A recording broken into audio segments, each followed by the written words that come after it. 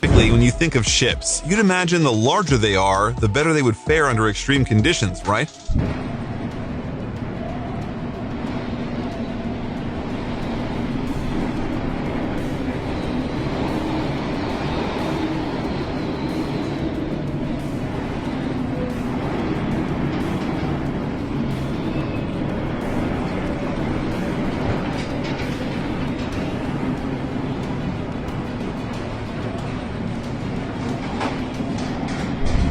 The storm they were facing rated as a 12 on the Beaufort scale, the highest possible ranking.